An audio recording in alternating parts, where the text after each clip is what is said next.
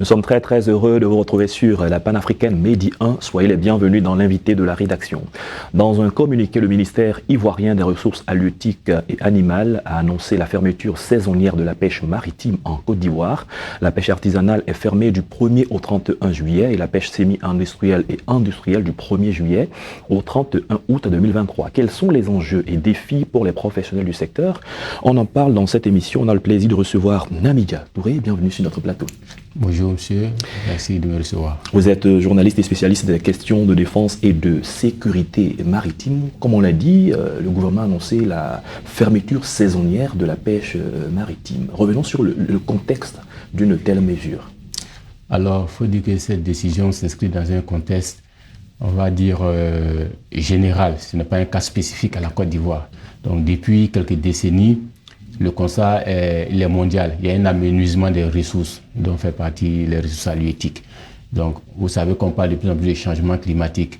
Et cela est lié aux actions de l'homme sur son environnement, dont fait partie les ressources aquatiques. Donc, depuis quelques années, les États, je l'ai dit, ce n'est pas spécifique à la Côte d'Ivoire, les États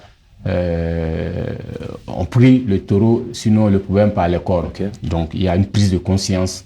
Donc les pays s'organisent et prennent des décisions dans ce sens.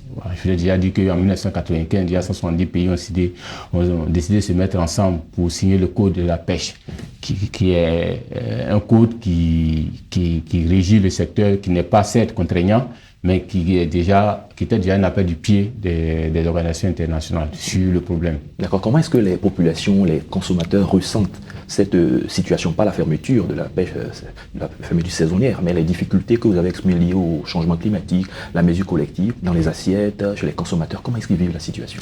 Alors déjà, il faut dire que ce qu'il faut comprendre, c'est que cette décision-là, elle peut ne pas être bien perçue par les populations. Bien entendu. Voilà, donc, mais je pense que, comme on dit, les choses vont venir petit à petit. Déjà, les populations, il faut qu'elles prennent conscience qu'il y a un réel problème sur l'approvisionnement de nos assiettes. Si nous ne prenons pas garde, d'ici quelques années, nous n'aurons peut-être plus de poissons.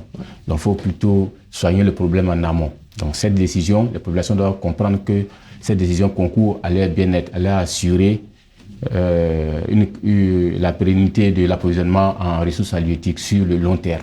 Parce qu'à travers cette décision de fermeture temporaire, il faut le dire, c'est une période, cela permet une régénération du milieu aquatique dont fait partie les poissons. D'accord, la mesure elle a été prise dans un communiqué, mais de façon concrète sur le terrain, comment est-ce que ça va se passer? Quels sont les moyens mis en œuvre pour veiller à l'application de cette mesure? Alors, il faut dire que sur sur les superficies d'eau, nos juridictions nationales, il y a des mesures qui ont été prises. Par exemple, et le port d'Abidjan, qui est un acteur important du secteur, est en première ligne. Donc, le ministre, d'ailleurs, je crois hier ou avant-hier, a effectué une visite au port autonome d'Abidjan pour s'assurer de l'effectivité du respect de cette mesure-là. Et d'ailleurs, il a dit, le constat, c'est que cette décision est respectée. Et il en était fier. Donc, il y a des moyens, parce que, par exemple, la pêche, ce n'est pas que la pêche, c'est la gestion, c'est la capture des poissons, mais c'est aussi la commercialisation du poisson. Donc, c'est toute une chaîne. Donc, et le port est un acteur incontournable, je l'ai dit tantôt. Donc, déjà, il faut savoir qu'il y a un centre satellitaire de surveillance de nos eaux, donc qui est un centre assez outillé, moderne, qui permet de contrôler, de surveiller nos eaux. Donc, déjà, à partir de là, on va dire le ministère se donne les moyens déjà de faire respecter cette décision-là. D'accord. L'autre question qu'on pourrait se poser avec la fermeture saisonnière, les consommateurs ou les gens qui nous écoutent se posent la question de savoir est-ce qu'il ne va pas avoir des difficultés sur le marché? Est-ce qu'il y a des dispositions qui ont été prises dans ce sens? Oui, évidemment, des dispositions ont été prises. Ce qu'il faut savoir, c'est que c'est une fermeture temporaire et elle concerne des unités de pêche bien précises. C'est semi-industriel et industriel. Mais les navires tonniers, eux, par contre, oui, les navires artisans.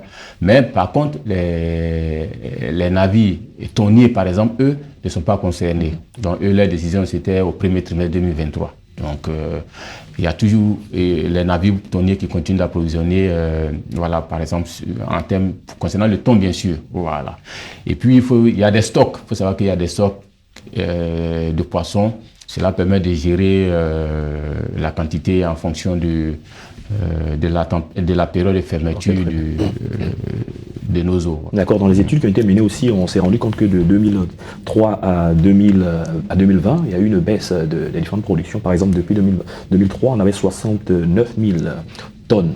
Et puis jusqu'en 2020, 42 000 tonnes. Voilà, effectivement, je le disais tantôt, tout cela est lié à l'impact de l'homme sur son environnement. La surpêche, par exemple, c'est l'un des facteurs.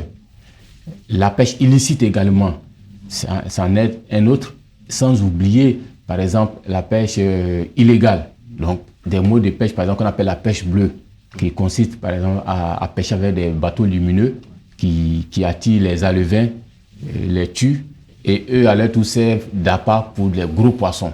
Donc, vous voyez, il y a une surpêche, il y a également la pêche illégale, et puis il y a ce mode de pêche-là qui n'est pas conventionnel du tout, qui contribue surtout à vider nos eaux de leurs poissons. Donc, tous ces facteurs-là expliquent en grande partie la production de la pêche. Alors, vous faites allusion à des types de pêche qui ne sont pas conventionnels. On peut également voir également tous les outils nationaux, internationaux qui réglementent le secteur. Je voudrais qu'on en parle un peu pour voir l'impact de tous ces outils-là pour le développement du secteur en Côte d'Ivoire et à l'international. Oui, effectivement. Déjà, il faut comprendre qu'il y a des outils, par exemple les instruments internationaux tels que le programme des Nations Unies pour la protection de l'environnement, qui est un acteur technique qui accompagne souvent les prises de décision, par exemple la fermeture, qui accompagne au niveau technique. Et puis il y a le Fonds alimentaire mondial, également qui lui aussi est un outil, un instrument international incontournable dans le secteur. Mais ce qu'il faut dire, c'est qu'il appartient aux États eux-mêmes de prendre les décisions, surtout en ce qui concerne les décisions régaliennes. Il appartient aux États. Voilà. Donc, quand, par exemple, des traités sont ratifiés, il appartient, par exemple, le 8 décembre 2021, le gouvernement a pris un décret portant réglementation de la conservation et de la gestion des pêcheries dans nos eaux. Ça, déjà, c'est un instrument qui permet déjà, après ça, de sanctionner. Donc ça, c'est important. Et en plus de cela, il faut dire que nos eaux doivent être véritablement sous surveillance. Donc un système de suivi, de contrôle qui doit être vraiment, parce que je le disais tantôt, la pêche illicite, c'est l'un des gros facteurs. Je ne sais pas si vous vous souvenez, il y a eu le scandale où des gros navires chinois avec des filets qui ne respectaient pas les normes. Voilà, donc vous voyez tout ça. Donc si vous n'avez pas les moyens de surveiller ou de contrôler vos eaux, évidemment que vous allez en payer le prix. Donc l'État doit se donner les moyens à tous les niveaux de sorte à assurer vraiment, on va dire, une régénération de son secteur halieutique. Quand on regarde tout ce que vous êtes en train de dire, on se pose aussi la question de savoir les défis actuels par rapport à l'employabilité des nationaux, le développement des compétences dans ce secteur. Qu'est-ce qu'on peut en dire? Ah oui, c'est vrai que certains secteurs qui regorgent beaucoup d'emplois, c'est vrai, mais le problème est encore au niveau structurel, il faut le dire. Voilà. Par exemple, au niveau des navires industriels, qui font de la pêche, là encore ça va, ils arrivent quand même à gérer cette situation, mais c'est surtout au niveau artisanal qu'il y a le problème, donc le secteur informel, donc qui emploie des milliers de personnes. Est-ce que ce secteur est mieux encadré, beaucoup soutenu? Oui, justement c'est là la question. Ils sont organisés, mais je pense que il y a encore beaucoup à faire à ce niveau, il y a encore beaucoup à faire, et c'est normal parce que le secteur halieutique ici, c'est pas un secteur, on va dire, premier, voilà, tel que par exemple les secteurs agricoles chez nous. Voilà. Donc c'est normal. Mais je pense que c'est au fil du temps que les choses vont se mettre en place avec d'importantes décisions, un appui considérable de l'État. Je pense que le secteur aussi se portera mieux. L'avenir est prometteur. L'avenir est prometteur. Merci Namidja Touré, nous sommes à la fin de cette émission. On a eu plaisir à échanger avec vous sur les questions liées à la fermeture saisonnière de la pêche maritime en Côte d'Ivoire. Merci d'être passé sur notre plateau. C'est moi qui vous remercie. C'est la fin de cette émission. Merci à tous de l'avoir suivi. Excellente suite de nos programmes.